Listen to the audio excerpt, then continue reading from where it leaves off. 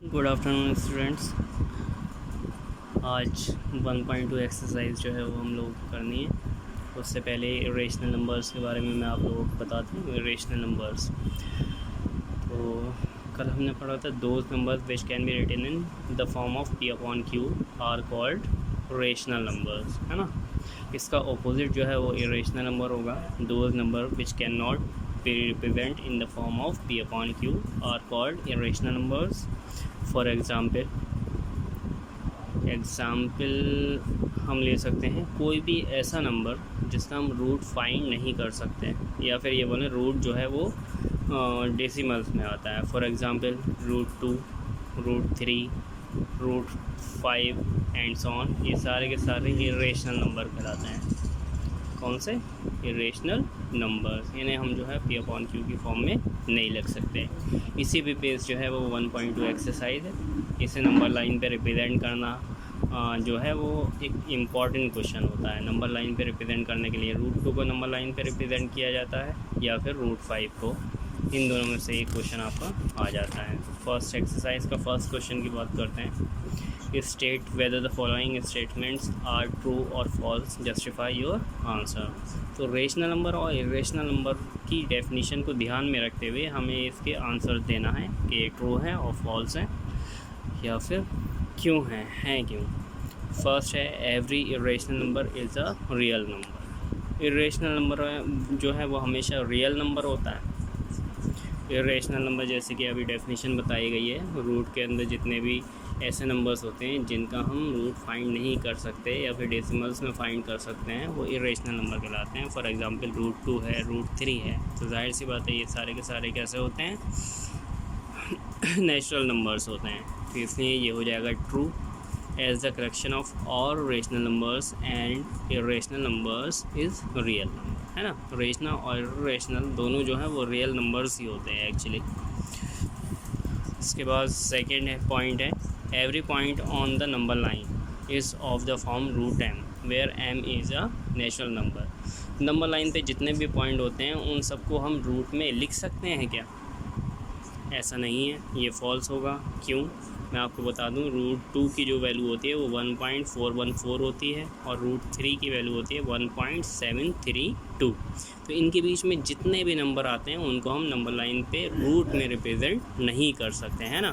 जैसे कि 1.4142 है ना, 1.415, इन सब को हम जो है वो रूट में रिप्रेजेंट नहीं कर सकते। इसलिए सेकेंड पॉइंट जो है वो फॉल्स हो गया। There are infinite number on number line between root 2 and root 3 that can't be represented as root m being a natural number। ठीक, that's all। थर्ड पॉइंट दे रखा है every real number is an irrational number. Her real number जो है वो irrational number होता है। नहीं, ऐसा नहीं है, क्योंकि रियल नंबर जो है वो रेशनल नंबर भी आते हैं उसके अंदर। जैसे कि रूट 4 की जो वैल्यू होती है वो 2 होती है, जो कि हमारा कैसा है? रेशनल नंबर है ना। ये रेशनल हो गया क्योंकि हम 2/1 जो है वो लिख सकते हैं। ठीक, तो यहाँ पे फॉल्स हो जाएगा। रीज़न इसका ये रहेगा because real numbers can be rational also. ठीक, डेट्स ऑल। ये आपका फर्स्ट क्वेश्चन जो है वो कंप्लीट हो गया। सेकंड क्वेश्चन की बात करते हैं। सेकंड क्वेश्चन हमें दे रखा है are the square roots of all positive integers. Square root किसका? पॉजिटिव इंटीजर का, irrational. If not, give an example of the square root of a number that is a rational number। ठीक है, तो यहाँ पे हमने एग्जाम्पल वही ले रखा है रूट 4 वाला। यहाँ पे लिखेंगे the square root of all positive integers are not irrational.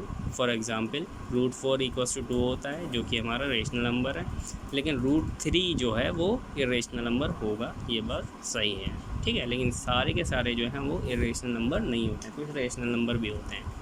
Question number 3 की बात करते हैं। ये मोस्ट इम्पॉर्टेंट क्वेश्चन है। मैं टेस्ट लूँगा या फिर स्कूल में जो टेस्ट होगा उसमें इस टाइप का एक क्वेश्चन आपका ज़रूर आएगा। आपको क्या करना है? रूट 5 को नंबर लाइन पे रिप्रेजेंट करना है। ठीक, तो रूट 5 को नंबर लाइन पे रिप्रेजेंट करने के लिए हम आपको बता दें क्या करना पड़ेगा। सबसे पहले जो रूट 5 है हमारा, है ना, तो रूट 5 हमारा कैसा आएगा? रूट 5 हमारा आएगा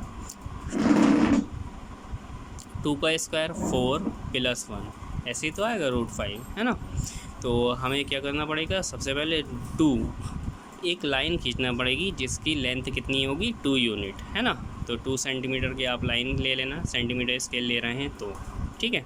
तो ओ भी हमने यहाँ पर लाइन खींच रखी है जिसकी वैल्यू जो है वो कितनी है 2 यूनिट है ना। सेंटीमीटर में ले रखा है तो सेंटीमीटर ही लेंगे, मिलीमीटर में ले रखा है तो मिलीमीटर, ज़्यादातर सेंटीमीटर स्केल होते हैं तो 2 सेंटीमीटर इसकी लेंथ ले लेंगे, ठीक। फिर इसके बाद एक परपेंडिकुलर ड्रॉ करेंगे, है ना, बी पे हमने ये परपेंडिकुलर ड्रॉ करा है। परपेंडिकुलर मतलब वही 90 डिग्री का एंगल, ठीक। परपेंडिकुलर ड्रॉ कर दिया।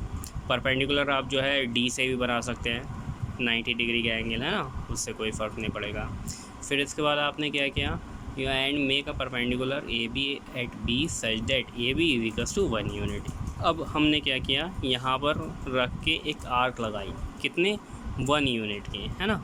तो now by Pythagoras theorem the length of O A is कितनी हो जाएगी, √5 हो जाएगी। Now taking O as centre, O को आपको सेंटर मानना है, ठीक है, as centre and O A radius, O A को रेडियस लेना है, ठीक, ओ ए को रेडियस लेना है। Mark an arc on O B, ठीक।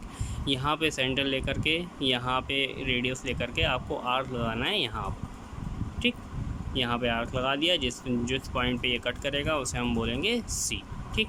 Now taking O as centre and O A as radius, mark on arc on O B which intersect at C, hence O C हमारी जो value होगी, ओ सी जो value होगी वो हमारी किसके equal हो जाएगी, √5 के इक्वल हो जाएगी, ठीक। यही नंबर लाइन है, इसी नंबर लाइन पे हमें √5 रिप्रेजेंट करना था, यही हमारा आंसर हो गया, दैट्स ऑल, ठीक।